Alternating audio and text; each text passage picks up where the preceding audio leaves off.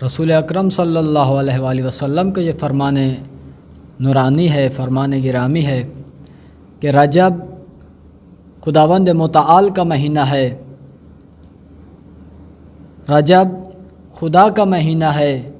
شعبان میرا مہینہ ہے، اور ماہ مبارک رمضان میری امت کا مہینہ ہے۔ ان مہینوں کو تقسیم کیا اور یہ بہت بابرکت مہینے ہیں، بہت عظیم مہینے ہیں۔ جناب جمال صفوان امام صادق علیہ السلام سے روایت کرتے ہیں کہ امام علیہ السلام نے مجھے کہا کہ صفوان اپنے ارد گرد کے لوگوں کو،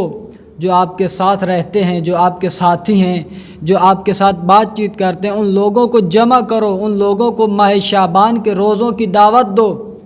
انہیں آمادہ کرو تاکہ وہ ماہ شعبان کے روزے رکھیں۔ تو یہ فرماتے ہیں کہ میں نے امام علیہ السلام سے سوال کیا کہ یا رسول اللہ، یا ابن رسول اللہ، کیا ماہ شعبان کے روزوں کی کوئی خاص فضیلت ہے؟ ماہ شعبان کے روزوں کی کوئی خاص اہمیت ہے؟ تو امام علیہ السلام نے عرض کی، فرمایا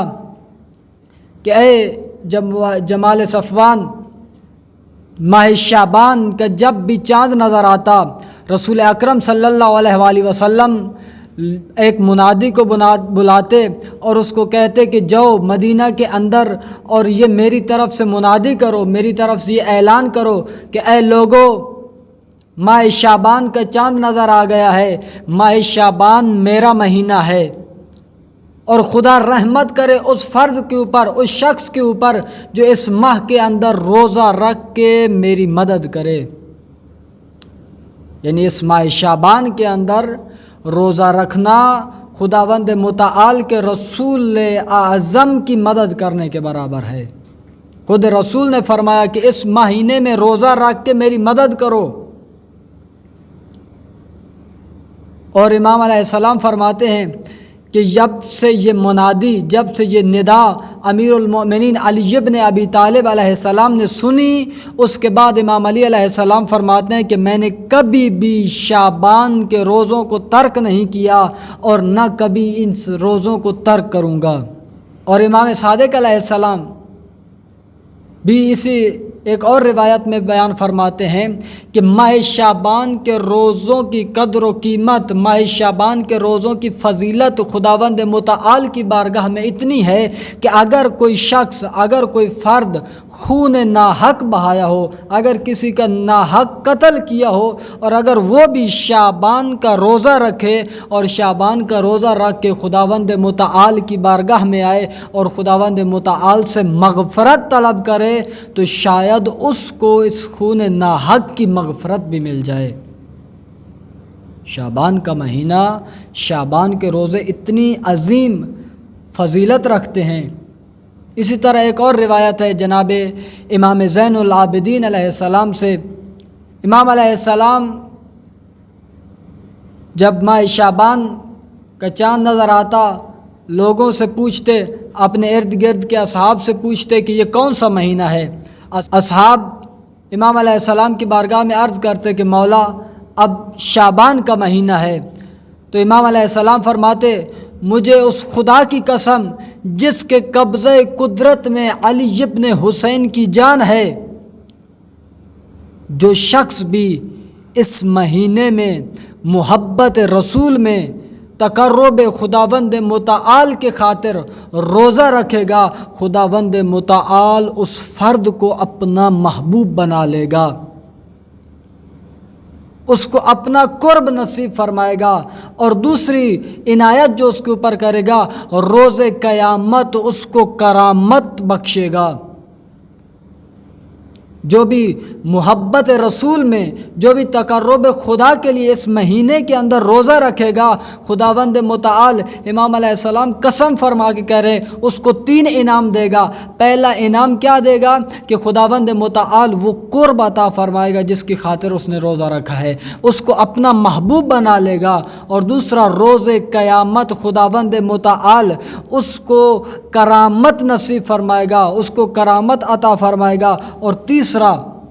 فائدہ اور تیسری عطا جو فرمائی وہ ہے کہ خداوند متعال اس کے لیے جنت کو لازم قرار دے گا۔ جنت اس فرد کے لیے خداوند متعال لازم قرار دے گا۔ اور اگر کوئی شخص اس مہینے کے اندر 3 روزے، اس مہینے کے آخری 3 روزے مسلسل رکھے اور اس مہینے کو، اس شعبان کے مہینے کو ماہ رمضان المبارک کے ساتھ ملا دے تو ان 3 روزوں کا اتنا اجر و ثواب ہے کہ خداوند متعال اس کو 2 ماہ برابر و مسلسل روزے رکھنے کا اجر عطا فرماتا ہے۔ اب اس ماہ کے اندر بہت عظیم اور بہت بابرکت مہینہ،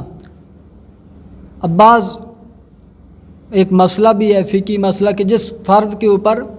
روزے، واجب روزے جس کے رہتے ہوں، جس کے اوپر کوئی قضا روزہ ہے، کفارے کا روزہ ہے، کوئی منت کا واجب روزہ جس کے پاس ہے، وہ مستحب روزہ نہیں رکھ سکتا۔ اب پریشان ہو جاتے ہیں کہ ہمارا واجب روزہ ہے، ہم شعبان کے روزے کیسے رکھیں؟ تو شعبان کے اندر روزہ رکھنا ہے، آپ اسی واجب روزے کو ہی شعبان میں رکھو۔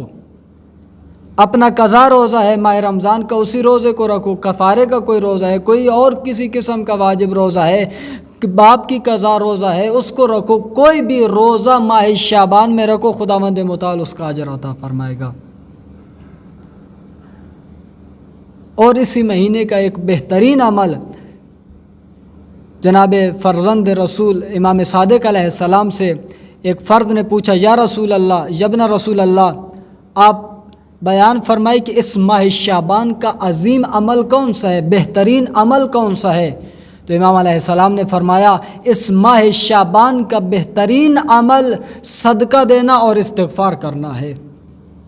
بہترین عمل صدقہ دینا ہے، اور اس کے اندر ایک دانے کے برابر، کھجور کے آدھے دانے کے برابر بھی صدقہ دے سکتے ہو تو دو۔ امام علیہ السلام نے فرمایا کہ جو فرد بھی ماہ شعبان کے اندر صدقہ دیتا ہے، خداوند متعال اس کے صدقے کو بڑھاتا رہتا ہے، اس قدر بڑھاتا ہے جس طرح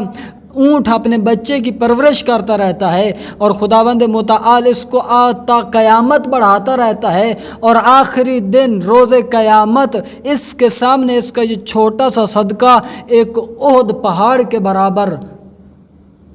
اس کو نظر آئے گا۔ اس کا اجر و ثواب، اس کی عنایت، اور وہ بڑھ کے اتنا ہو چکا ہوگا جیسے اس نے خداوند متعال کی بارگاہ میں ایک احد پہاڑ جتنا صدقہ کیا ہو۔